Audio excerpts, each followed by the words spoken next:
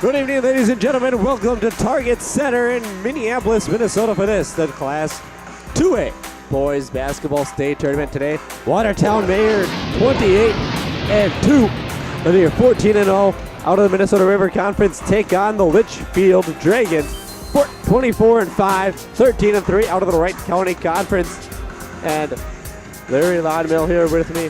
So Larry, these two teams did play each other earlier in the season. The bottom line in that game was quite simply Watertown did not shoot all that well in that game, and that's why the lopsided score. And there you also said they had a couple of common opponents in common also this year. Both Watertown-Mayer and Litchfield, they played Delano and Waconia earlier in the year. Litchfield split with those two teams, and wait, did I see Watertown-Mayer split with the teams, and Litchfield they won both of the games at Delano and Waconia. And the match between Watertown-Mayer and Litchfield that was played on the first January 24th, that was won by Watertown-Mayer 63-50. No, that was won by Litchfield. Wait, do I get that backwards? Yeah, 63-50. Litchfield won that game. Wait a minute. We got them backwards here. You're absolutely right. I'm looking at my scores backwards. All right, so with that, obviously we'll go down to Dave Giles, I believe, our PA announcer here in about 10 seconds just to get you to start the lineup. So briefly, Bob Hennant, the head coach of Watertown-Mayer, who is 166-89, and Litchfield John Carlson 398-236 in his career. So Dave Giles will take it away. To the Target Center and to the 100th annual Minnesota State High School Boys Basketball Tournament. This Class 2A quarterfinal game features the Section 5 champion with a record of 28-2, the Royals from Watertown-Mayer High School.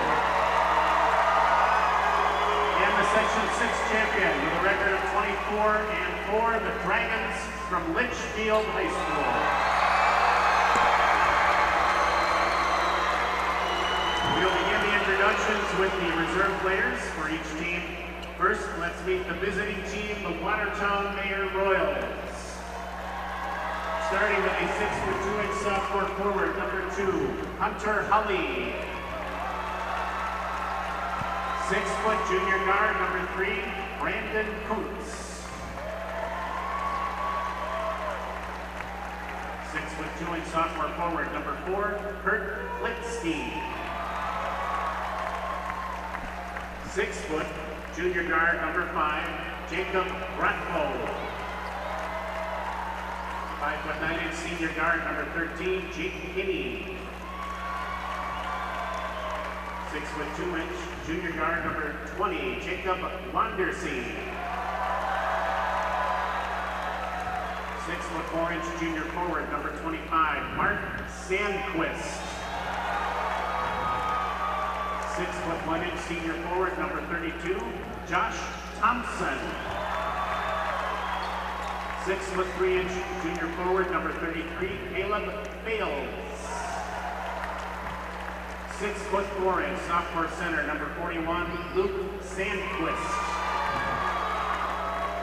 6'2" senior forward, number 45, Austin Bartnett. 6'4" senior center, number 51, Brandon Lee. And 6'4" senior center, number 53, Zach Gruette. Now let's meet the home team, the Litchfield Dragons. 5'8", senior guard, number 4, Trevor Hart. 5'8", senior guard, number 11, Tyler Larson. 6'3" junior forward, number 12, Cameron Sunbart. 6'1" senior forward, number 21, Quinn Anderson. 6'3" Junior forward number 23, Joel Manson. 5'7" junior guard number 30, Jordan Redapine. 5'11" senior forward number 32, Jesse Rue. 6'3" junior forward number 33, Nell Dollarshell. 6'4" junior forward number 34, Riley Peter. 6'2" junior center number 35, Philip Hansen. 6'2" senior guard number 40, David Brown. 6'2" senior forward number 42, Anderson Ayers. 6'3" senior center number 44, Cody Wilson. And now let's take the starting lineups. They will be introduced alternately, starting with Watertown-Mayer. At forward, the 6'4" senior, number 11, Matt Schrader.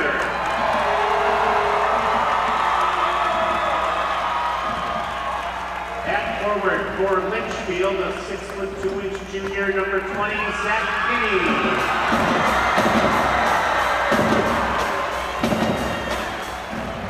Forward for the Royals, a 6'3" senior, number 21, Dustin Thomas.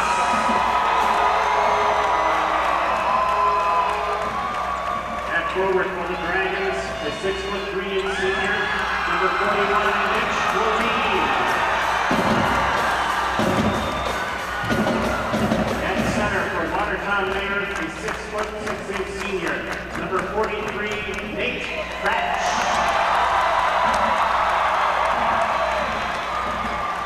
Guard for Litchfield, a 6'2" junior, number 3, Zach Whitchurch. At guard for the Royals, a 6'2" senior, number 15, Trevor Weinman. At guard for the Dragons, a 6' junior, number 5, Dylan Cole. Guard for Watertown-Mayer, a 6'2" senior, number 23, Alex Rump. And at guard for Litchfield, a 6'1" senior, number 10, John Hugin. The Watertown-Mayer assistant coaches are Tyler Nicholson, Andy Belichka, and Dave Hoffman. The head coach of the Watertown-Mayer Royals is Bob Hennon. All right, so here we go. Moving from right to left will be the Watertown-Mayer Royals in the white uniforms with blue numbering and lettering. 0 outline on that. And on the other side of the screen, moving the left to right, the Litchfield Dragons. Green numbering, lettering, white outline, no, or white numbering and lettering, no outline on that. White and green uniforms are your colors, and we're ready to go here. The 28-2 Watertown-Mayer Royals taking on the 24-5 Litchfield Dragons. Here comes the tip. Kretsch is going to win it. He's going to get it up now. Up and over will the Royals here with number 11, Schrader. Schrader tried to go down low to Kretsch, but can't get to it. 17:52 left early going here. 0-0 score right now here. He's going to be inbounded. Matt Schrader. Looking it around down low to Kratsch. Kratsch going to look to drive. Kick out here. Schrader thought about it. Going down low now to 21 Thomas. Kick back out here to 23. That's Alex Wrong. Looking around to Kratsch. Thought about a jumper. No. Off the front iron and out. 41. That is Mitch Woolen. Comes away with it now to go the other way with Dylan Cole. Now controlling it is Whitchurch. Whitchurch back now to Train. Back out here to Cole. Working it back around. There's a 3. No, off front iron and out. Another one. No, he's not going to thought about it, did Zach Kinney. Thought about it again. Now he's a takeoff drive in the paint. Now kick back out. There's Whitchurch. Whitchurch back to Kenny, now to Cole. And no shot on the floor, they're gonna call a foul. And we got, looks like an injured player for Watertown-Mayer, number 15, Trevor Weinman. Watertown-Mayer foul, Weinman number 15. Yeah, he's been checked out by the trainer. Hey, protect the basket, Jake. So that's going to send in Jacob Wandersee off the bench, one of the first off the bench. Watertown-Mayer only used 8 guys total, and he's the first one of the first 3 off the bench that they use. Averaging 6 points a game. Working it back around now. Here is number 5, that's Cole. Good ball movement here by the Dragons, trying to catch Watertown-Mayer napping.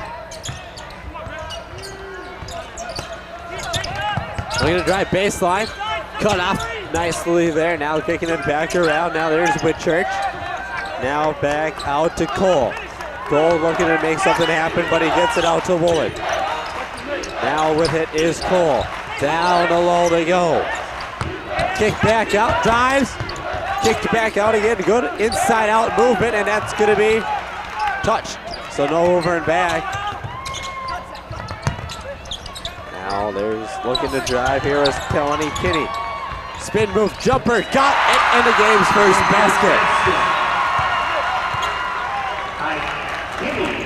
Here's Cratch. Now with it, up and over the timeline, go to Royals with Wandersee. Working it down low, 21 Thomas. Kick back out, Cratch to Wandersee. Down low to Cratch again. Now he's kind of at the baseline extended there. Now 23 run. Out to Cratch at the three-point arc. Takes off drive. Kick out here to 11. That's Schrader. Down the low, kick out. Cratch, jumper, no, in and out. And now back come the Dragons with Dylan Cole. Now with it is Zach Kinney. Working it around, there's a 3. Got it! Tickled the twine on that one. 5-0 Dragons. Don't forget at halftime we have a couple of interviews for you, including Watertown-Mayer's an AP player, the girls player of the year, Marissa Janning, will join us at halftime of this game. One substitution for each team for Watertown-Mayer back. New Year John Carlson say that was a charge. Talking to the referee on that.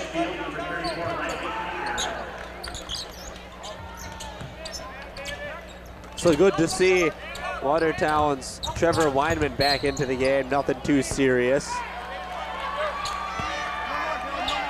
Now, I didn't catch who came in for Litchfield. Litchfield foul Cole, first team foul on the Dragons. In the game for Litchfield, number 11. It's going to be Tyler Larson in. Oh, looks like they brought in number 34, Riley Patter. Did the Dragons also. Down low, now to Cratch, kick back out, looking around is 21. Let's kick back out. Now, inside out the game here for Watertown early, it looks like. Working it around, that's stolen away, here comes the Dragons, taking it to the hole, and he'll go to the line for 2.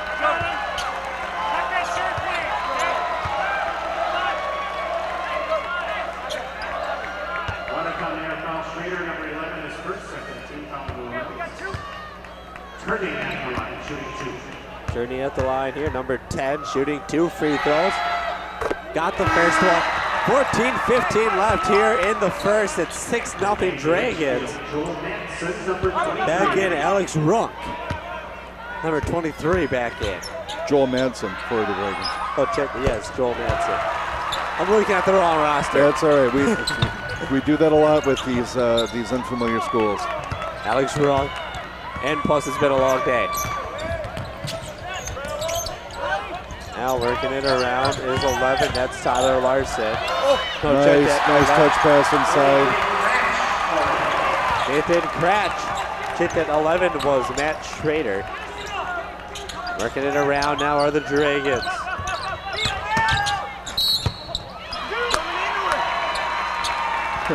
Tearing gonna go to the line again. Watertown-Mayer Foul on 11 Shaders. Turning will shoot 2. Turning again. First one good. Same song, same verse, second verse, same as the first here right now with Litchfield and Watertown. As they met earlier, it was Watertown struggling offensively early, and they're struggling offensively early again. As it's 9-2, 13:40 left to go here first half. With it now is Runk. Runk has it kicked out here to Wandersea. Wandersea now works it around the 21. That's Thomas. Down low to Cratch. Cratch. Turnaround jumper short. Coming out the other way now. That is 20. That's Kinney. Working it around to Larson. Back now working it back around to Kinney. Kick out to 20. That's Kinney. Hatter setting the screen. Now with it is 11 Larson working it back around. Good ball movement and control here by the Dragons again. 13 minutes left to go now. It's going to be Larson looking to drive. He stops. Looks it out to number 20. That's Kinney. Kinney now looking to drive. Stop, pop out to Larson. Larson now looking it back around to Kinney. Now back around, there's Kinney again. This time to 23 and Madsen. Blocked by Cratch. That'll energize the Royal Faithful in the target center. So the Litchfield Dragons parents will be directly in front of us, and to the left will be their band, and wrapping around from the left will be their student section. And directly to our right amongst the parents will be the Watertown-Mayer students, and on the far side of us near the media outlets will be the Watertown-Mayer faithful and their parents. Now working it around down low to Cratch. Out, there's a three on the way. No good again. Cratch tips it out of bounds with 12:03 left to go. Winner of this game will get Pearl in the next, and that will be in the state semifinals. That game Friday at 6 o'clock. There's a jumper and no good. Cratch comes down with a rebound. There's Cratch looking around again. This time finds somebody, but he traveled.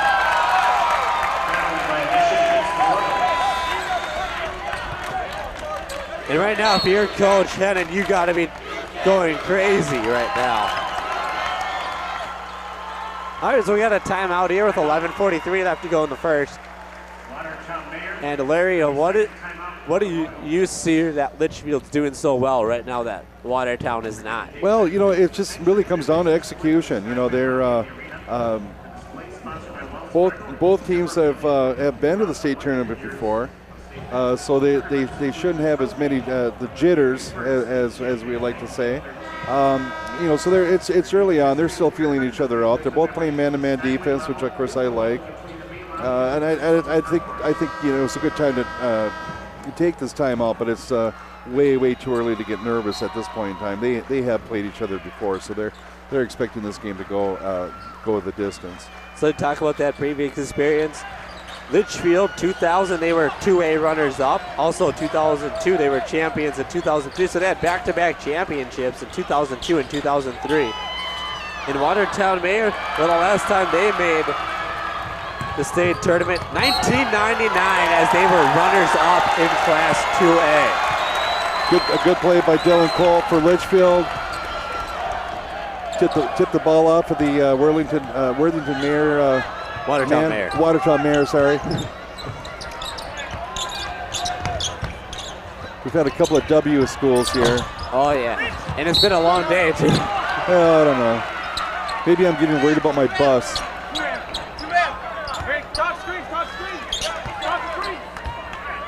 Well, and I had the privilege of showing up late to that first 4A game, but that's because I had to work 5 a.m. in the morning.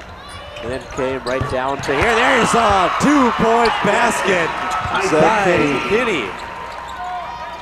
But like I said, stay tuned at halftime. Don't forget 2 guest interviews. One of them, Watertown's Marissa Jannings, who got named Metro and AP Player of the Year. Yeah, everybody put her on their list. Kicked out now, good ball movement this time shown by the Royals. They're going, and a foul call. Watertown seems to be going inside out, drawing everyone in for Litchfield and kicking it out. Well, Watertown certainly has enough guys on this team that can score points. They have three players that average double figures.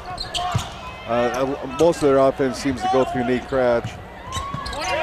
And you got to look, out of all the points that Watertown-Mayer has scored, 268 points have come from the three-point line. So they have made 268 three-pointers. There's a three right there. That's why we mention it, so we can get one to happen. 11-5 your score. That energizes the Watertown student section. Now with it, that's 5 Cole. They're into it now, and a blocking call on the Royals. That's on 21, Thompson. I have so many names that's stored in this head from basketball. It is Dylan Thomas.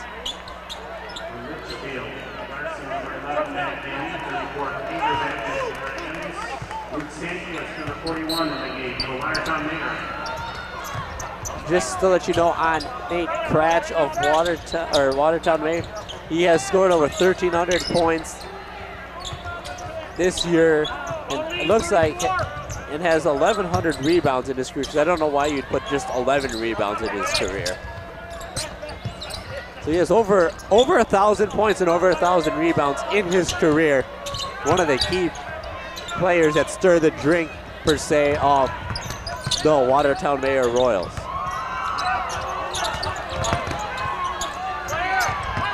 Working it around now, good ball movement. There it is, down low. Go the Dragons. That time it's going to be a charge.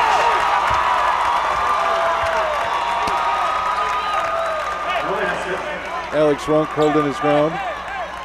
You also got to look at another reason, and you got to watch this a lot with the high school kids, is they don't quite understand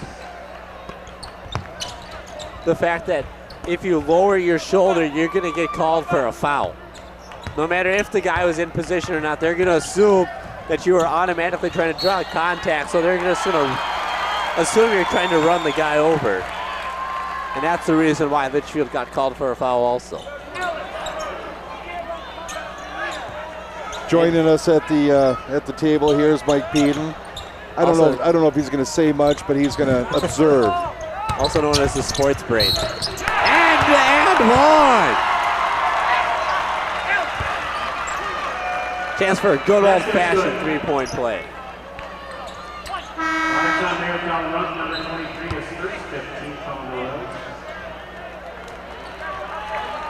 I remember watching games, and when at Chasko during our preview night, we always had a kind of a throwback game where we had no three-pointers, and you had to score a three-pointer by getting fouled and making a basket. Well, that's how I remember way back in the day. Working it now out of the Royals. They're down 13-5. Need some offense here. Now controlling it, 15. That is Weinman. Working it around to Runk. Runk now working, and he loses it. Does number 15, Weinman. So nothing going right so far for Watertown in the early offings of this game. Yeah, we're up to 4 turnovers for Watertown.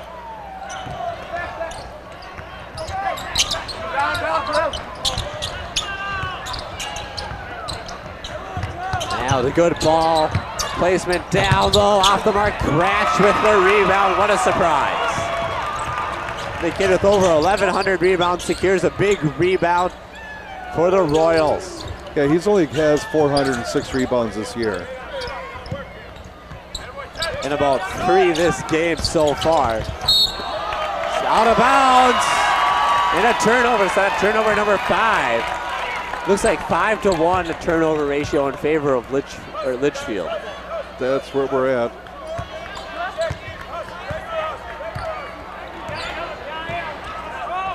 Now the Dragons controlling it. They thought about it, but didn't. They thought about pulling the trigger. Now with it is number 10 of the Dragons. Tierney, a shot off the mark, 41. Sandquist comes away with the rebound. 13-5 with 7:20 left to go here, first half. That was one of those right-handed layups from the left side that you have to work the angle right. You can't just throw it up natural. So that's one of those where a layup is about a 90% effective rate, and then it turns into about a 10.0 difficulty when you try to make a righty from a lefty side. Rebound comes down by Kinney. Kinney stopped, now gets it up here to Cole. Cole looking to run the point, now he gets it off to Larson. Larson working around to Kinney. Kinney now back working it around. There is Cole now. Back to 10, that's Tearing. To Kinney, back out now to 11, Larson. Larson now looking out close to that Timberwolves logo at center court. Kinney has it kicked out here to number 5, that's Cole. There's a 3 on the way, no good. Big rebound. And a couple of players got knocked down. There's a 3 on the way, the other way. No good again. And again, the Royals can't get a shot to fall early in this game. Still plenty of time left to go. And we got a foul, shooting foul. And that's gonna send number 41. Mitch Bullen to the line. Will lead 41 at the line. Oh, we'll lead, check that. And got it. Back in for Litchfield. Whitchurch, number 3. Madsen, All right, 6:05 left to go. Don't forget, stay tuned at halftime. Back in for Watertown-Mayer. Schrader, number 11. Thomas, number 21. One shot left side, one time. Trainer and Thomas back in for Watertown-Mayer. Off the mark, Cratch. Now to Weinman.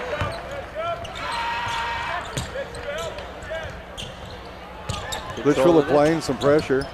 You know, they're playing that patented man pressure that you see a lot of high school teams do. Cratch looking to kick out. Can't, picked up now, coming the other way. Go the Dragons. Up and in! What a move by John Tearing.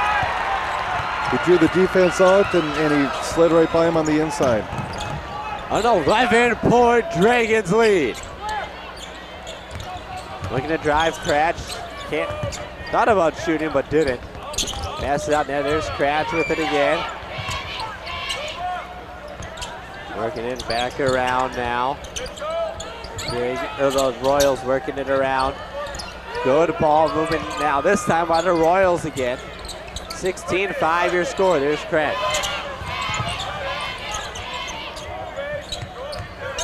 All right, now with it, that's 11 Shader.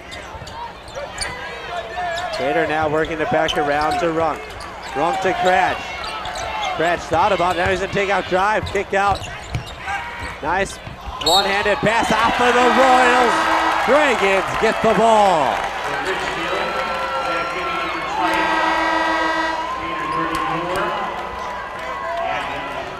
Well, we're looking at turnover number 8 now for Watertown. Into the game, 11, Larson, Kinney, and Riley Patter. 4:30 left to go here. First half, 11-point lead for the Dragons.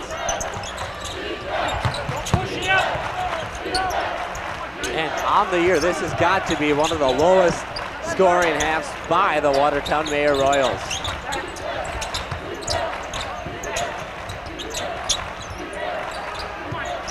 Working it around here, 34, that is Patter. Now to Kenny, nice pass down low to Patter, but he's partially blocked but got the body. No outside defense for the Royals. And number, can't quite see, number 21 for the Royals. Dustin Thomas Was asking, where is my help? 17-5 on the made free throw.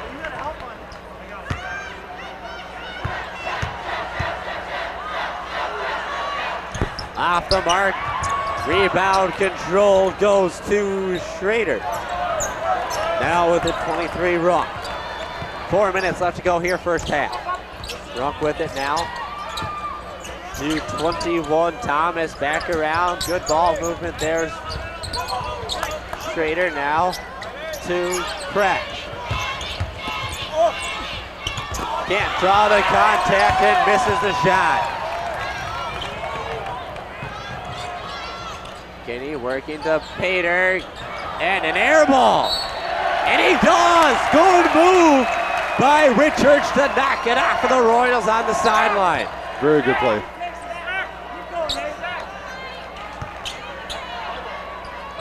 And you're seeing the Litchfield Dragons here, you know, two-time state Class 2A champions, you know, really kind of take over this game a little bit here late in the first half.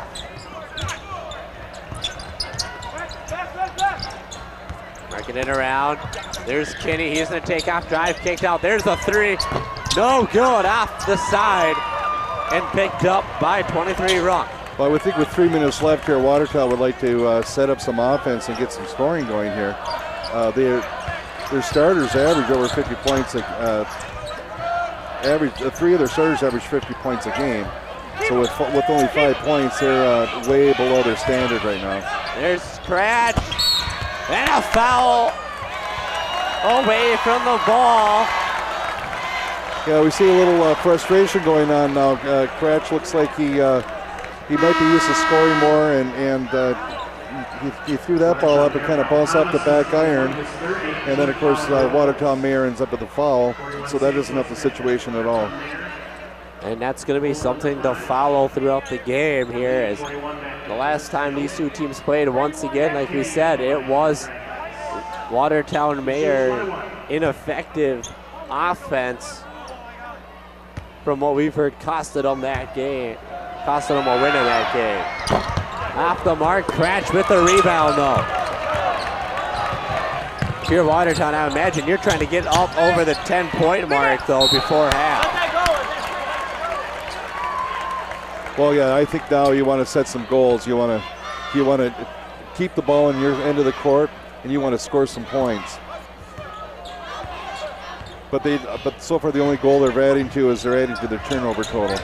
Yeah, but they got to be over 10 at least. Well, they're up to 9 right now. And shot no good. And kick ball there. I thought it was a kick ball for a second. 2:20 left to go here, first half. 17-5 Litchfield. Working to drive was number 23 Runk, but he couldn't get it away. Now down low, they work it to Sandquist. Now over here to Runk. Working it back around, now down low to Cratch. He loses it, turnover number 10. Yeah, I wondered if it's possible that Cratch is trying to do a little bit too much. I mean, he didn't really even have his hands on the ball before he tried to make a turn on the baseline. And a timeout taken by the Dragons. With exactly 2 minutes left to go. We kind of saw that last week during the girls' tournament. Not sure if you were here for the rest of the tournament, but you saw a very talented Litchfield player, Jessica January, try to start doing maybe a little bit too much too, and started turning the ball over in the girls. That was in the championship game. Yeah, that happens. I mean, sometimes when you have the top-notch caliber player on your team, and maybe if your team has say just averages out. That top player sometimes has a tendency to maybe do a little bit too much, not involve their teammates. I've seen that growing up, and it's like if you got to keep your teammates involved. You got to pass the ball around. You have to listen to the coach. You have to run your offense. And also, I want to mention the two other players we saw in one game. It was sock center Scally Peschel, maybe trying to do a little too much. And the other game, New Richland Heartland Annandale Divas Carly Wagner in that semifinal loss to sock center was starting to kind of maybe force things just a little bit too much. And there's a foul called on a drive, so that's going to send Kinney to the line. Well, Carly Wagner, she has got the green light every time she has the ball, so it's hard to know if she's doing too much or not. And shot short. And watch her score 40 some odd points over at Concordia. She had 48 points. 48 points. She had 43 in the opening game. In the opening game, what most people considered a stunning victory over Bram. Right. And seemingly took Bram out of the game from the outset. Now working it back around. Cratch. Three on the way.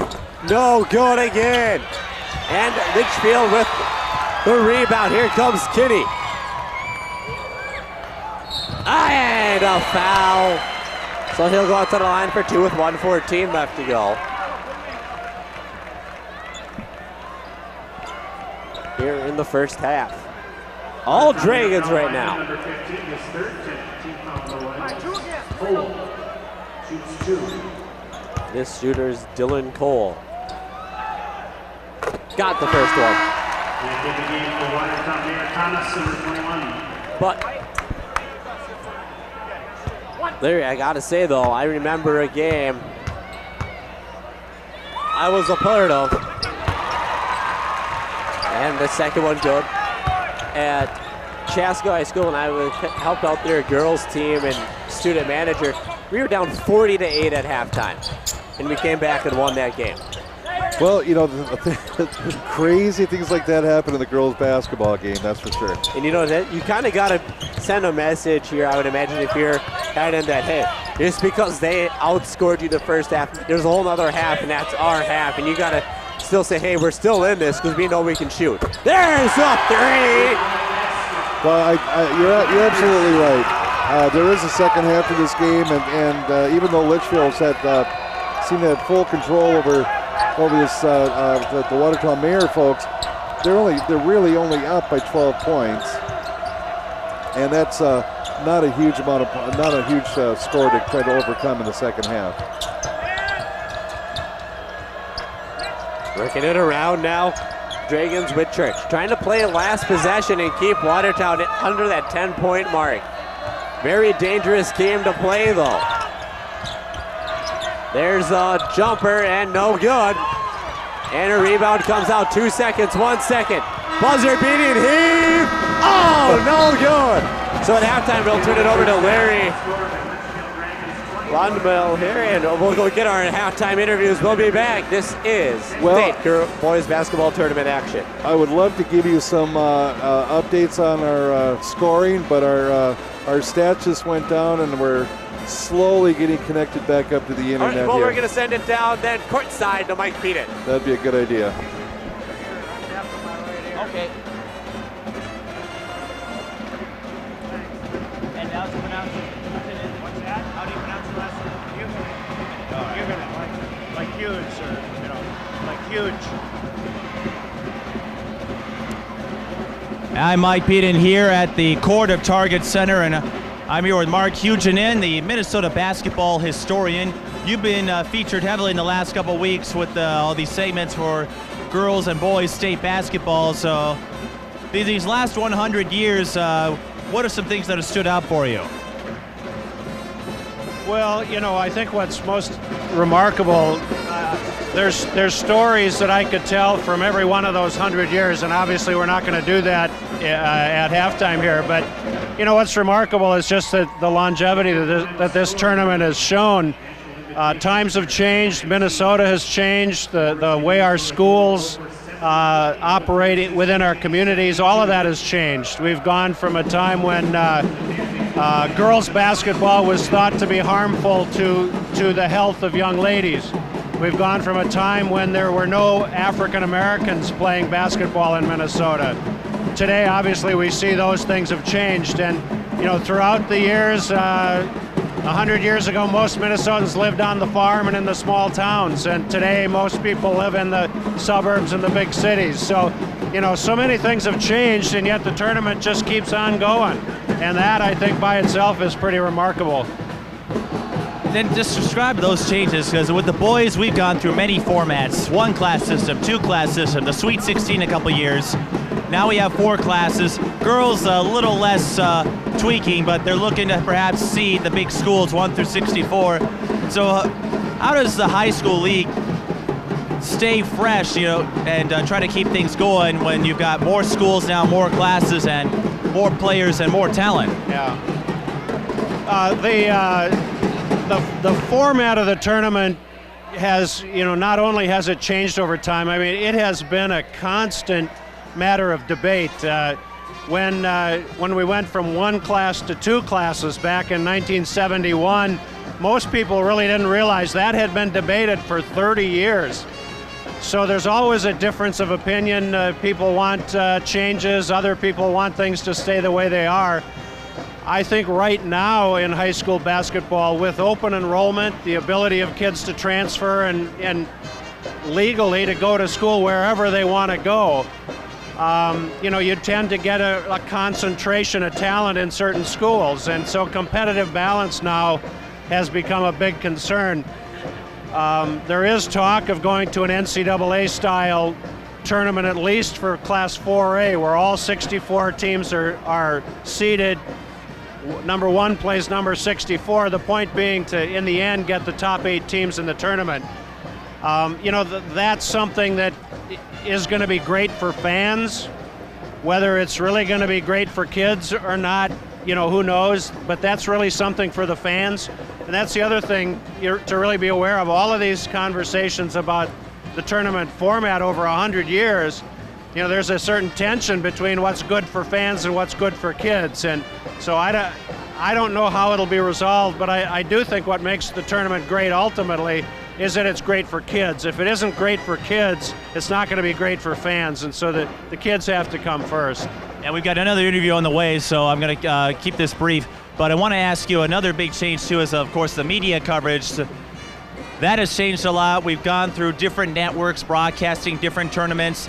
Now it's all under one umbrella, 45 doing the broadcast, Prep 45 doing webcast of multiple tournaments now. And how do you think that expanded outreach, especially with basketball, will promote the product and the notion, as like we're seeing tonight, there is parity, talent, and a lot of great basketball to be found in this state? There is, the one thing that has changed that maybe people aren't aware of, we talk about 4 classes. Some people say that the product is watered down. The skills that the kids have and that they exhibit on the court is the best it's ever been. So whatever the format is, the talent is there. I think, the media coverage, though, follows the fan interest. And to be honest, we're in a period right now where the fan interest isn't what it's been. And I think that has everything to do with the fact that schools just aren't at the very center of our communities the way they used to be. And so we see the families and the friends and the schoolmates of the kids that are playing. We don't see as much of that extended community. But, the talent is here, and, I'm a basketball fan. I don't have a rooting interest in any of these teams. I think this tournament is great. It's great basketball. It's great for fans. I think a lot of people are missing out on a great product here. Mark Hugin, Minnesota basketball historian, thank you very much for speaking with us, and good luck covering the rest of the finals. My pleasure. Thanks a lot, Mike. All right, that was Mark Hugin. Let's send it up to John Sands, who has Marissa Janning from Watertown-Mayer, this year's Associated Press Player of the Year. You're watching the Minnesota State High School League tournaments on Prep 45. All right, thank you, Mike. Once, like Mike said, we're here with Marissa Janning of Watertown-Mayer, named Metro Player of the Year and also AP Player of the Year. Marissa, just take us through what your reaction was when you first got announced as the Metro and AP Players of the Year. I was really shocked just because I would think usually it goes to someone that like makes it to the state tournament or makes it really far.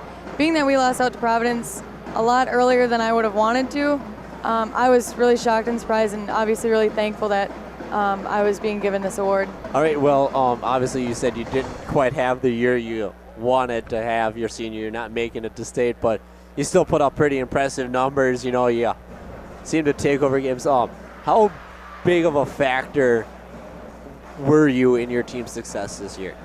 I would say I feel like I was a huge part in this success, but I could have never done any of my records that I set or any of my awards that I received without my teammates. I mean, I had people that when I passed it to them, they hit shots, they move well, they set awesome screens this year. This year was probably one of the best like set screening teams that I've played on for Watertown in a long time, and they hit shots, they rebounded, they hustled, they ran the floor, and they just completed the whole game for us.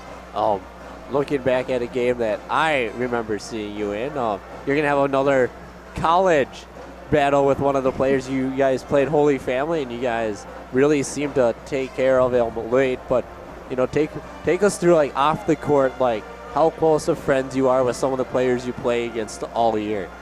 Players I play against, like Hannah Schoenhart, for instance, me and her, we talk all the time. We're going to be playing against each other the next 4 years. She's going to UNI, I'll be at Creighton. I mean, I make friendships with a lot of the girls that we had in my previous conference, and then now the conference that we got moved into this year, the Minnesota River. I have developed a lot of friendships with that, and I mean, you play against girls. I broke a girl's nose this year from Belle playing Becky Co-op, and I mean, me and her talk all the time, or we talk once in a while, and I felt bad, but I mean, she laughed about it. Yeah. All right, what was a big reason, or was there even really a big reason why you chose Creighton over some of the other schools you had offers from? The coaches really got to know me on a personal level, and they were really great, and there was nothing that I didn't like about the school, and they weren't hiding anything. They were straightforward with everything. All right, and the final question, this year and going into you can just look at a two-part question. This year as a senior, how would you rate your success on the court, off the court, whatever you want to say on that? How would you rate that for you for this year as a senior? Like, how successful do you think your career was at the end of it when you look back at it?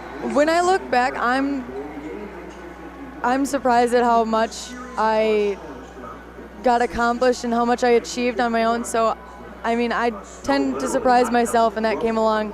So I'd give myself a 10 for how I worked hard, and I feel like I earned it, but I don't think my teammates have gotten enough credit for helping me out. All right, and the second part of that is what do you see as places you need to improve on to get better when you're in college? Strength. I'm not very big at all or broad, and I really need to get some muscle, so I'm hitting the weights. All right, thank you, Marissa, for joining us. This is the state boys basketball tournament. All right, well, welcome back to boys basketball. 20-8, your score in favor of Litchfield. And we saw a couple of good halftime guests there. Don't forget April, about middle of April, Miss Basketball and I believe Mr. Basketball will both be announced here coming up in the next month or so. So stay tuned to the Pioneer Press, Star Tribune, AP, wherever you get your news from to find out who wins those two awards. I think they have 6 girls lined up this year for the Miss Basketball. Usually they have 5. I know 3 of the 5. There's a jumper by It's always kind of interesting. I always kind of wonder how that process works. I don't know if they. It seems sometimes they appear to use tournament, the tournament games, and sometimes they don't appear to use the tournament games. I've never really quite 100% disagreed with how they've come up with those top players, but I still kind of would like to see how they proceed and how they finally figure that out at the end. There's a jumper good by Kenny again. Litchfield just adds to their scoring. Kenny's a junior this year. There's a 3. And there's a quick timeout. All right, now that we got a full timeout here, just a little bit on, I know 3 of the 5 Miss Basketball finalists. It's going to be Jackie Johnson, Sydney Coffey, Marissa Janning, who we just talked to, is also a Miss Basketball finalist. So it looks like Callie Peschel, Alexis Foley, and Tessa Sitchy. Also, if I had to kind of go out on a limb here and maybe pick one of those 2, I would imagine it's going to go to Sydney Coffey of Hopkins. Well, I would kind of venture to guess Cindy Coffey and or maybe Jackie Johnson. They both had very good careers. Cindy Coffey's here at the tournament. Jackie Johnson is not. That's why I'm not sure how they if they voted already. Do they include the state tournament? Do they not include the state tournament? I know previously there was a state tournament champion, Kara Buford, and she did not win the Miss Basketball Award after finishing off a brilliant career at St. Paul Central. So it's really hard to tell how if there's any if it's a sentimental vote. Do they go strictly by the numbers, or what kind of performance you actually have to put on the floor to? Let's say you could almost. What do you say? There's 6 there. Yeah, there's 6 this year. You could almost have 8 because you could have included, Shay Mullaney of Eden Prairie, Bwin, Kathy Beth Bwin of Edina in that mix also. So there's a lot of surprises and stuff that they had.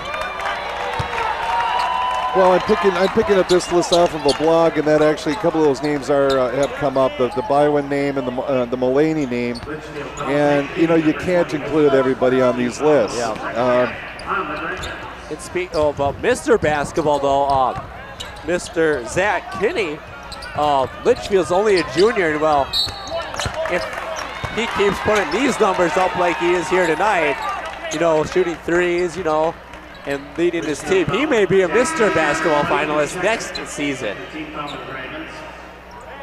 Yes, kids, even you at home can grow up to be a Mr. Basketball candidate.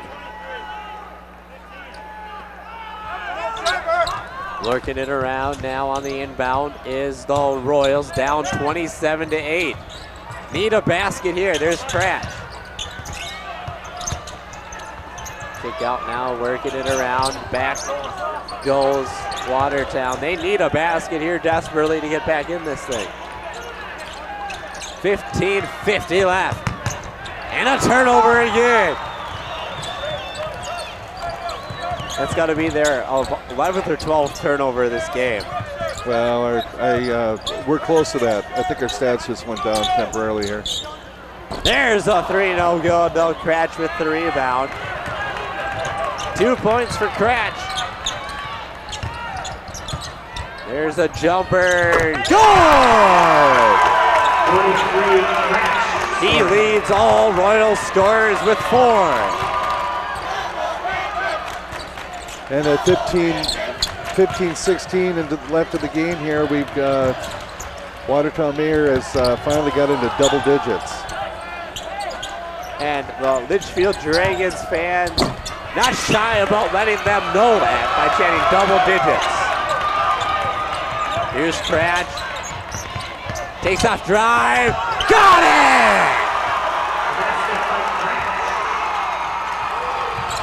He has 6. And it's 27-12.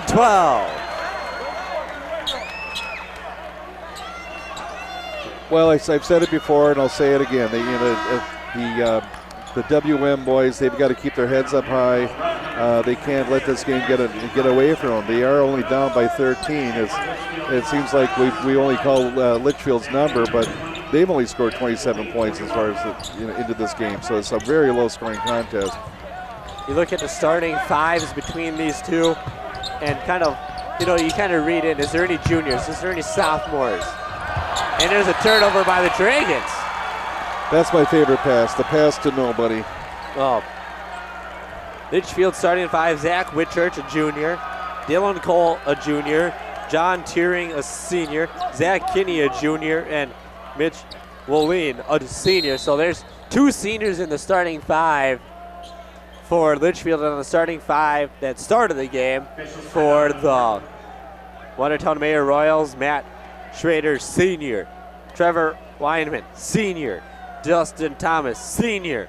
Alex Runk, senior. Nate Cratch, senior. There's 5 seniors in a row. 5 starting seniors for Watertown, plus they got one that comes off the bench. And 1 senior that comes off the bench for Litchfield, so both of these teams maybe a little bit senior heavy led. Beyond just their banking needs, each year Wells Fargo makes a difference by supporting the Minnesota State High School League. It's how Wells Fargo is giving back to our community. Wells Fargo, together, and we'll see, maybe we can get an update from the Bram St. Croix Lutheran game at Williams. Give you a little look on how that's going. Bram, just a basketball power in general in the state of Minnesota. 59-58. 7 minutes left in that ball game. Well, like I said, Bram, they're just a hot basketball powerhouse. If you look at the state participants here, if you ever get a chance to come down, Bram High School should have a page just devoted to themselves with the amount of times they've been here. 2004, 5, 6, 7, 8, 2010, now 2012. And there's a Dahlman on the team besides. Oh yeah, they had the Dahlman brothers, Zach Dahlman. There's still Tyler Vaughn, also a name synonymous with Bram basketball lately. 14-15 left to go, 27-12. Drive by number 23, Runk. 27-14, maybe Watertown getting on a little bit of a run. A complete whiteout on the Watertown-Mayer side. You can have a mix of green and white shirts here on the Litchfield side. I've seen some pretty crazy colors throughout the state tournament here, with especially going back to hockey with Brett going blue, gold, and white in 3 periods. They switched every period. And off the mark there in Litchfield last week. They went from maroon and switched over to white at halftime. There's Cratch, airballed it. Well, I think Cratch had the right idea. He kind of faded back on that shot, and it fell short. And there you could hear the Watertown coach just slow down. You're not going to win the game with on every single shot at this point in time. And there's no such thing as a 13, 14-point shot that'll give you a chance to win either. I still wish, though, that if someone made the full length of the court and they were down by like 4 points, it was a 4-point play. That's what I wish we had. One of those full court heaves, 4 points. 27-14 right now, Litchfield. In the green uniforms, moving from right to left, left to right, Watertown in the white. Now with it is Kinney, working it back around out in front of the air. The media on a switch.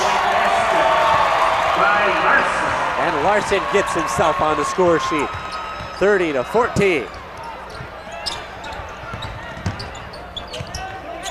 Tyler Larson shooting almost 50% from the 3-point range for the season.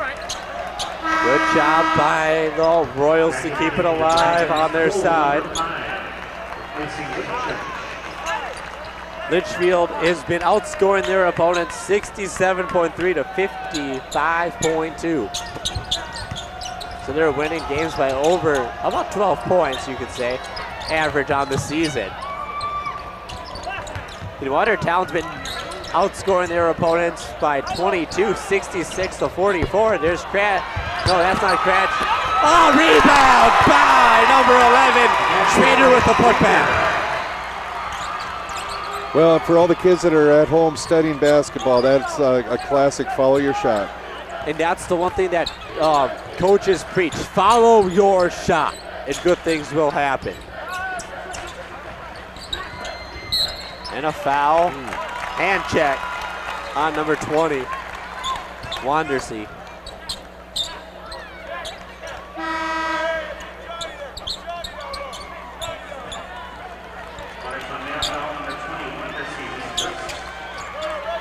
11:38 left to go. 30-16. 14-point lead for the Dragons. There's looking to drive, kick back out here. But you got to think, though, and this almost has the feel that if Watertown can cut this thing to about 10 points, they're right back in this thing. Oh, absolutely. With the 3-point line, anything can happen. Watertown really needs to 3 seconds. 3 second call on Pater. That was a good session by Watertown. I was going to say they really need to get more into the passing lanes. They're letting Litchfield just pass the ball around. It looks like they are trying to attack those passing lanes, though. You got to look, though, also, some mistakes by Watertown early kind of costed them also.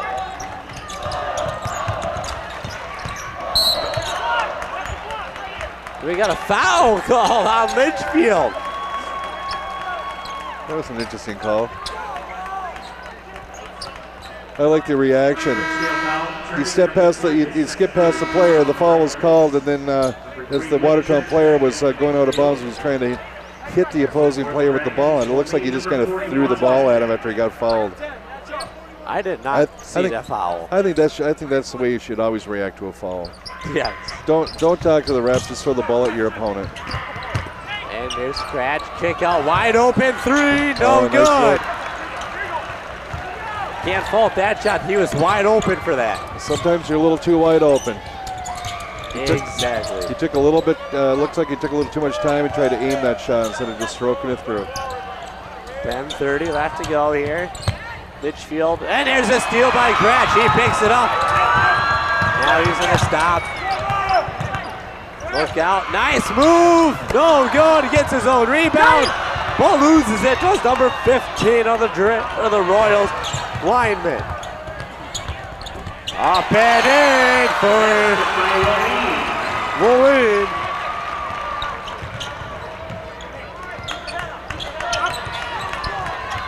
We'll see what Watertown has in store. Pass stolen away, and that probably was not part of the plan.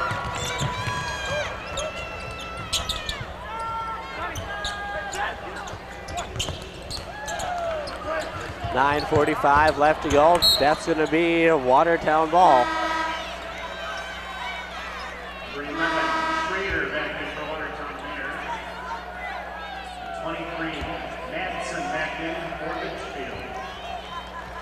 It in.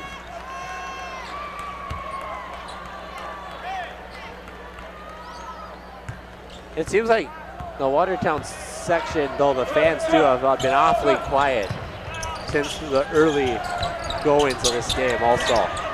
Well, when your team is hovering in single digits, it kind of deflates your sails. I think this is a good time for them for the fans to start picking it up. They need to get behind their team. Litchfield foul, 23 minutes in his first. 14 comes the Dragons.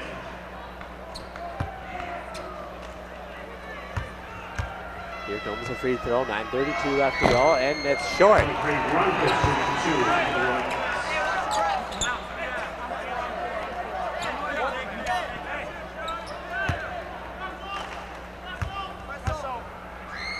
9:32 left. There's this for a second one good though, 32-17. Full court press. And they got it over now. This is where it turns dangerous if you don't get back in time.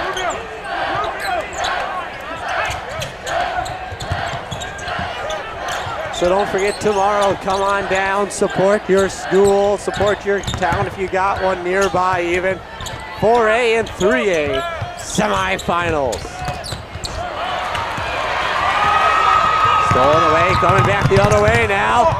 Stolen away, no foul, and Bob Hennon's like, are you kidding me? Where was the foul on my player when he was going up for the shot? Well, that's one of those, the ref didn't see the first foul, but he did see the second foul. And isn't that what they say in hockey? It's always the guy that retaliates that gets caught.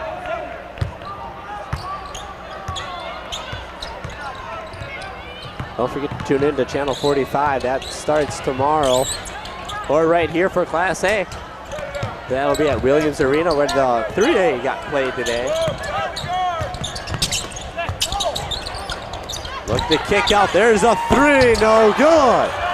Cratch with the rebound. 8:30 left to go. Now he's going to push it up. 32-17. And he loses it.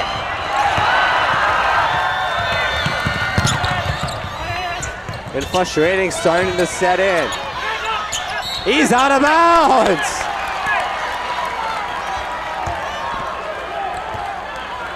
Well, again, Kraft, I would like to see Kraft keep his composure here. Not seen him play all year long. He does seem to be trying to press a little bit. He brought the ball up the court the last time. It seems like he's starting to run the point for the team. But he's got to include his other teammates. All right, now with it. Watertown got him on it. They have wide open threes and take off and drive instead. And got the basket by Thomas. He just put his head down and just went for it. Well, speaking of Class 3, you're going to have a pretty good semifinal at high noon. Minneapolis, Washburn, St. Paul Johnson in the first Class 3A semifinal. The 3A tournament is turning into a barn burner. And you talk about that 30-second time. We'll kind of just get people that might be wanting to know how the 3A first semis are going to go. Well, guess what? Washburn and Johnson played earlier this season in the Twin Cities Championship game. Score of that game, both teams piled it up. 89-90. Minneapolis Washburn picked up the city championship game over their crosstown rivals, St. Paul Johnson.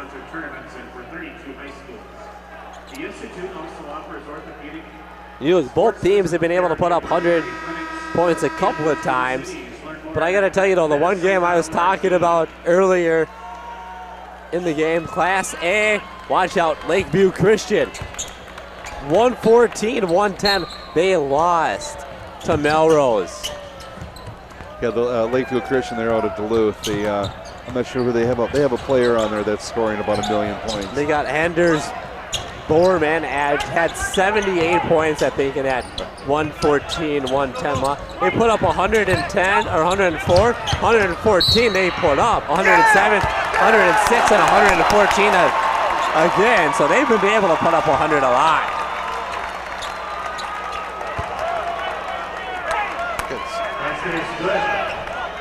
They count the basket by Cratch. 21-32. Now this game's shaping up. Yeah, that Lakeview Christian Academy was not there when I was playing basketball in Duluth. And I guarantee you they were not going to score 100 points on us.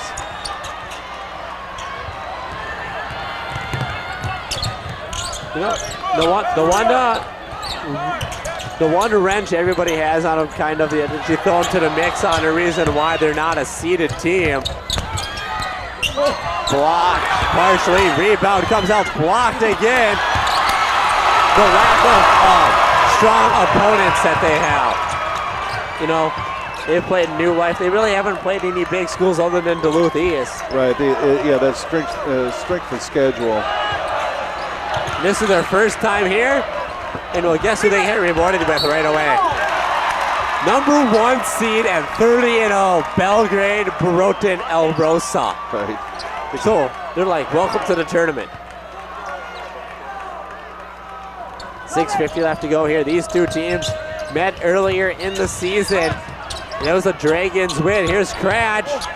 Up and in!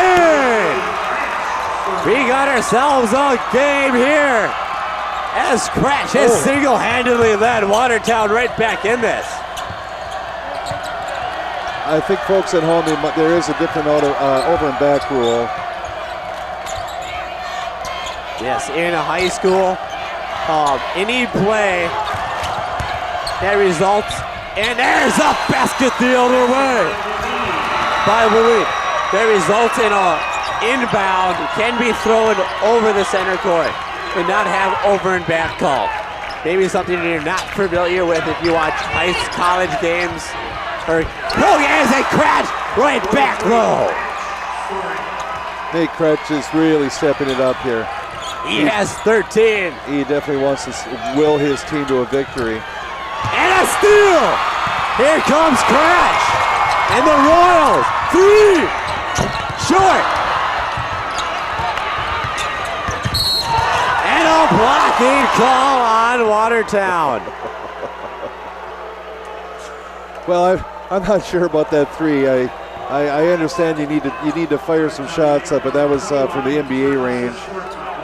Maybe a little bit rushed too. It might have been a little rushed. I mean, there is 5 minutes left. It was the first time they broke it down underneath 8 points, underneath 10 points. I mean, and they could have used a better possession there.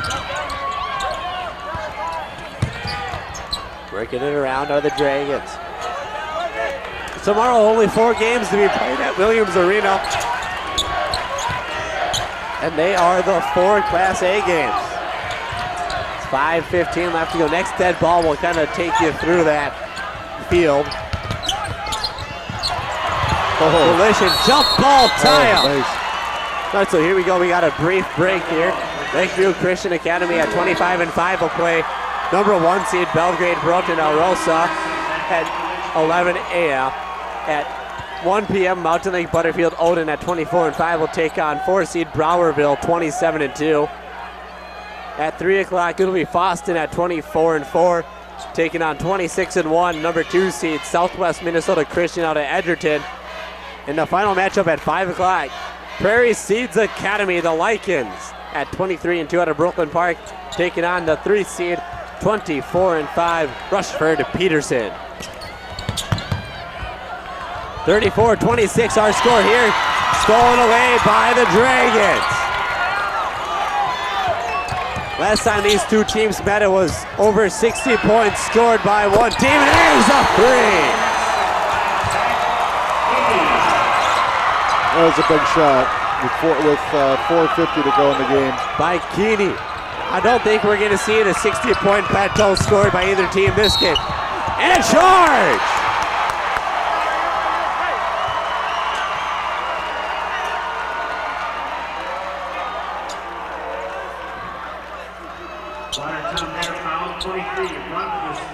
I'm saying unless both teams find a way to make a magic 30-point shot come out, we're not going to see 30 points score or 60 points scored in this game by one team. No, they'll let really start unleashing some baskets here before they get that score to get up that high.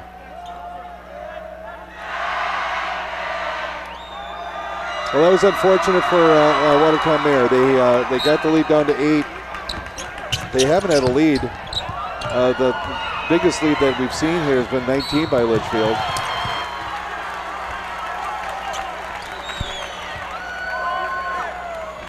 Watertown-Mayer did have it down to 8, and now it's back up to 11. Yeah, and you got to look though.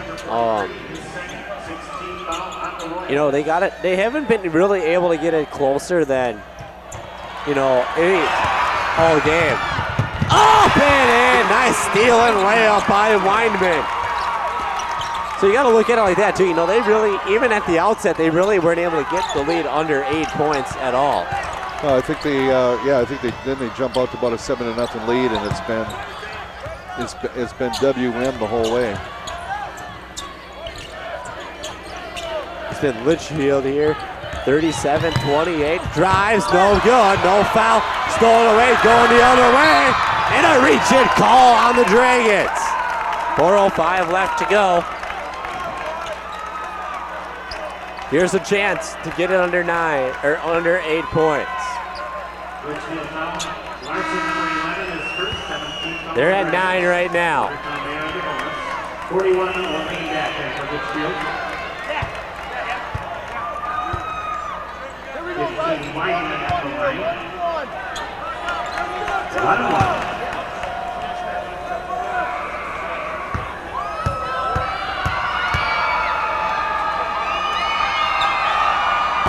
Not able to do it there.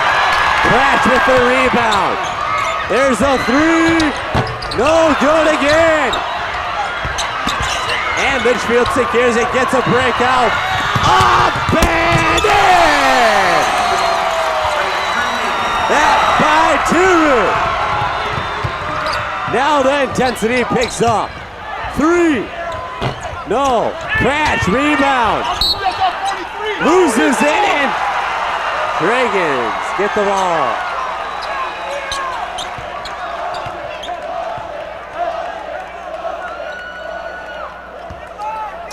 The fans expressing their view. And as we say, everyone's entitled to their opinion. They don't have to be right, though. It's 11 right now for Litchfield.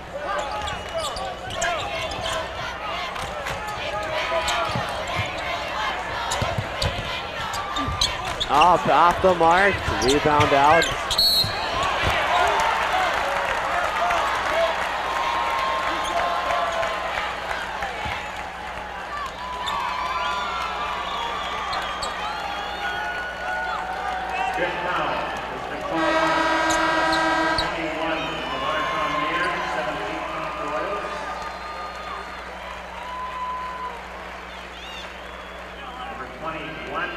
So Dustin Thomas out of the game.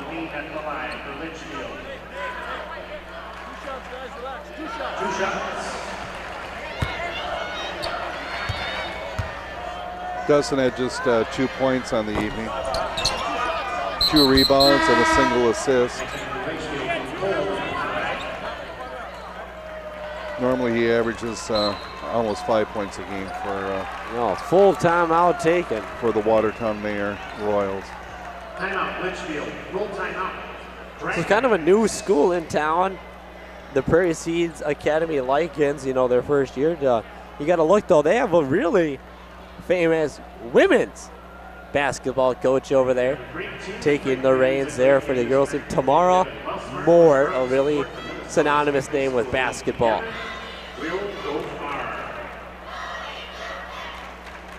But not only that, does she coach basketball, she also coaches volleyball over there at Prairie Seeds Academy in Brooklyn Park. We've got a barn burner over at Williams Arena. 78-80 Bram Bombers looking like they're going to advance. But the real story there, St. Croix Lutheran 44-43, outscoring Bram by 1 in the second half.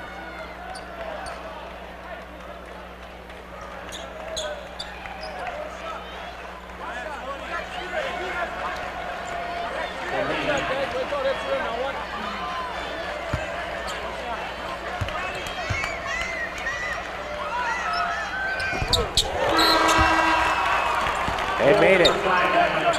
40-28 your score. It looks like the Dragons are moving on.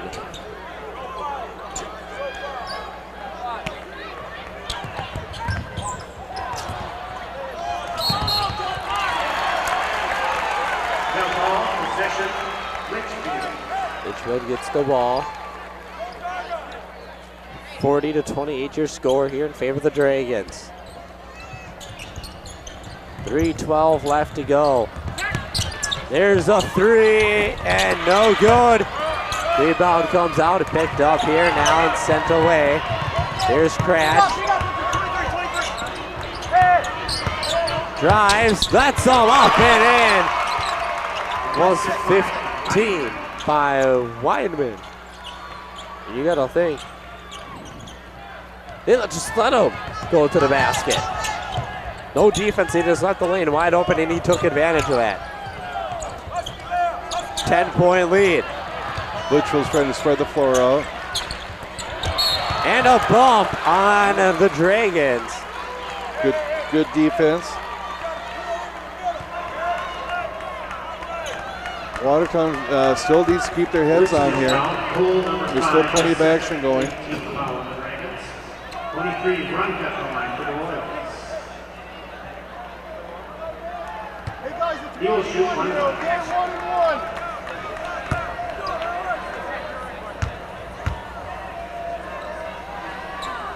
And no good.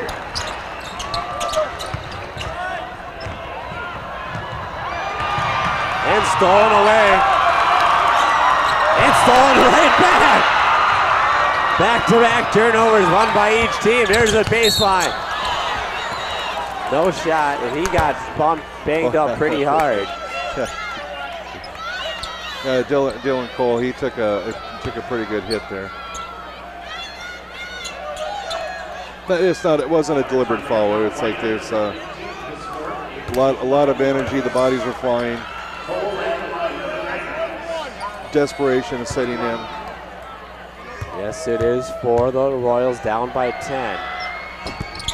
No good on the first one, almost stolen away. Now here come the Royals. Need a big play here. And one for Cratch. I don't know if that's a set play, but it sure worked out well for Kraft. It sure looked like it if it wasn't. Here's a chance. Alley-oop and one. Here's a chance for the Royals again to cut this lead to under 8. Mitch Wolin checking back in for Litchfield. Something like we said they haven't been able to do is really get this thing under an 8-point lead, and here's another chance. Well, I think they need to find a hump to get over. And there it is. It's a 7-point Dragon lead. The Dragons get it up and over. Good job there to Whitchurch. Whitchurch working it around to Cole. Now back around. There's Cole again. And partially blocked.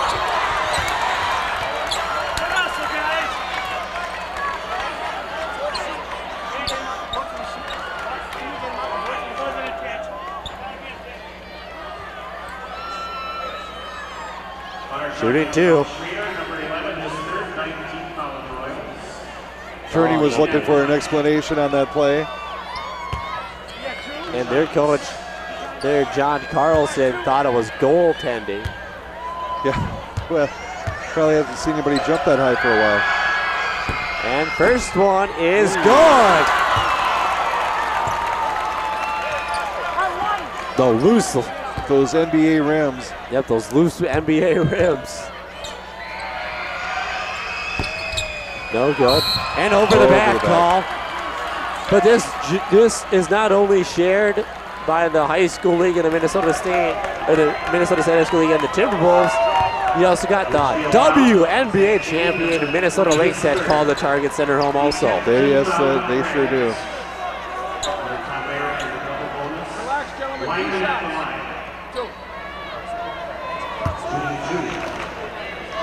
We're proud to say we do have a basketball champion here in our state. That's with the Lynx. And good. We also like to take a shout out at this time to congratulate Ruth Sin at St. Thomas, the women's team finishing 3rd in the Division III playoffs. Not too shabby of a finish for. That's a very nice season. They actually play a 3rd place game over in that division. And it's always nice to see, you get to that finals and you hate to see a team, especially when the game was so competitive they lost, you hate to see a season end like that. Right. So it's nice to have them go out there and play another game in front of a good crowd and come out a winner. Those games were played at DeVos Fieldhouse in Holland, Michigan, home of Hope College. And here, not the same luxury quite yet. You have to win one game to get to play. If you lose today, you're done. If you win, you live to play another day, and then you can afford a loss, and you play for 3rd place. And of course, all those 3rd place games are played over at Gangelov Center over at Concordia College in St. Paul. Division II. On the corner of Hamlin and Marshall. Yeah, the Division II school. Very, very nice facility over there. They're very, very nice folks. They treat us very good. We had a real good time there last Saturday for all the 3rd place games. We saw a couple of records fall. I'm going to anticipate probably getting over there again this next Saturday and watch a few games as well. And you got to say, well, Concordia St. Paul, that sounds familiar. Why does that name sound familiar? Well, it's synonymous right now with Division II college volleyball and national championships. Right. You walk in their door, you are surrounded by championship banners. And you look at what most of them say. They say volleyball. Most of them are volleyball. They have a good program over there. They run a summer program for the kids. I see a lot of basketball over at Concordia. You know, you play at 3 great venues for basketball teams to play at in this tournament. You know, there's all up and in. You know, they get a chance to play here, Williams Arena and the Gagloff Center. 3 very great venues for basketball to watch. You know, we had a chance to interview a few student managers. Patch up it in. And we asked them about the different venues, and they said they don't care. They don't care where we play. They just want to play basketball. You know, the Met boys, all Metro team got asked, well, what venue do you guys like playing at? You know, Target Center, Williams Arena, and every single one of them said Target Center.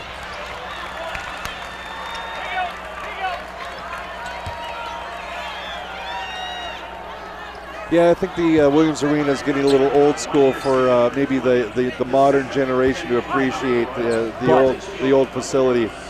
Hey, you know, the one thing I like about that, and I still love it to this day, you can have a couple 100 people in there, and it's going to sound like there's a couple thousand. Yeah, absolutely. Well, I saw my first state tournament at the Williams Arena, that raised floor. There's a reason they call it historic. And that's the main reason why none of these high school kids like that is because of the raised floor. They run the risk of injury.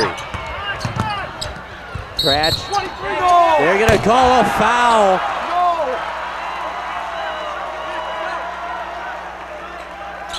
On Watertown-Mayer. Watertown-Mayer foul. Number 23 is scored. Clear control. Pratt showed his ability to slam dunk. Unfortunately, there was no points to be had for that one. And Coach John Carlson's like, where's the technical on that? Up and in. Up by 10. Watertown in need of a 3. Who are they going to look for? There's Cratch. Kick up, 3 on the way, and good by Schrader. Never say never. Yeah. Kicks the intensity up 5 notches. Watertown-Mayer, they haven't had a lead the whole game. Litchfield, the biggest lead they've had is 19. Turnovers, Watertown's got 21. Litchfield sitting at 13 turnovers. That's a big number there. The turnovers have hurt the Watertown-Mayer folks. Turnovers 21-13. 40.3 seconds left here. 47-40. Litchfield hanging on right now after leading by 19.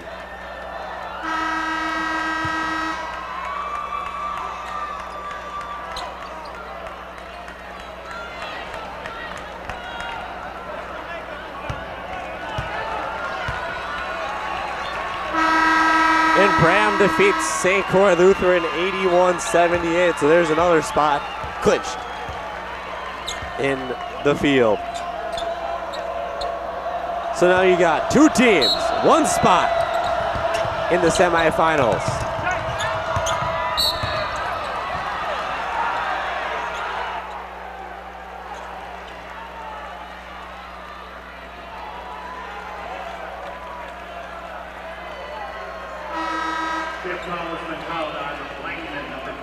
Number 15, Weinman gets his 5th foul.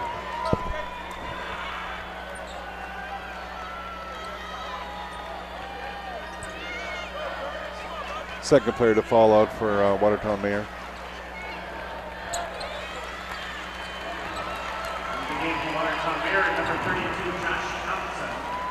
Thompson there. You know, and of course, there's really no losers when you come down to the state tournament. I mean, we do talk in terms of the one and done format that we have, but you know, all of these teams should be applauded for the great season that they've all had. Watertown-Mayer out of their Section 5A down in the Minnesota River Conference. And second one is good also. They can certainly hold their heads up high. They have a great player with Nate Cratch. Three. Put up a very strong battle here at this Target Center. And you got to look though. If you ask Watertown-Mayer, you ask, let's take a look here. Watertown-Mayer 32, Thompson dispersed. Jack Kitty at the line. If you ask St. Cloud Cathedral, would you be willing, even if you got beat, to trade places with Watertown-Mayer? Every single one of those teams would say, yes, I want to be there. Absolutely. Every team's dream at the beginning of the year, no matter what the experts say your expectations are, is to make it to the Target Center and make it to the State High School League Tournament. Yeah, so we do congratulate all the teams that participate. And the Dragons are going to move on here, clinch the fourth and final semifinal spot in the Class 2A field. As the three on the way, no good there. Cratch with a rebound. Up, no good. Gets another rebound. He has got to be close to a double-double. Was Cratch. Cratch, he's sitting on 11 rebounds and 18 points. So he has a double-double in the bag. 2 for 2 from the free throw line, 8 for 15 from the field. A very good game.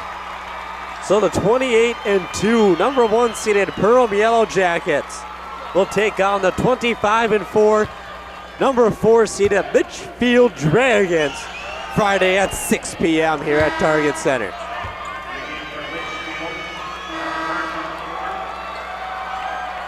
Both teams emptying the benches.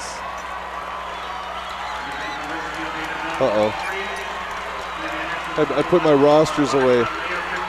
10.6 seconds left. We'll limp through this last part here with all the new players.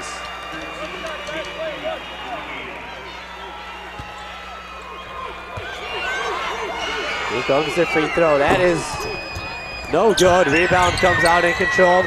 That by number 32. That's Rue. No, check that. 32 is Thompson. Buzzer beater not going to get off in the final score, 51-40. All right, well, Larry, final thoughts here on the game here today. Well, my thoughts were, I'm still back to where I was. I congratulations all the schools. The 4A schools were wonderful in the first half of the day. In the second half, in the night session, we had these AA schools. We had good bands. We have good fans here. And we also have the 100-year anniversary going on, so there's plenty of memorabilia out in the lobby for folks to be looking at. This is why we come to the State High School basketball tournament. You come down here just to have fun, and it's been a fun day. All right, so in closing, John Sands, Larry Lordemola, the Jerry and Daves on camera for you here from Target Center in Minneapolis. Final score: Litchfield Dragons 51, Watertown-Mayer Royals 40. Good night, everybody.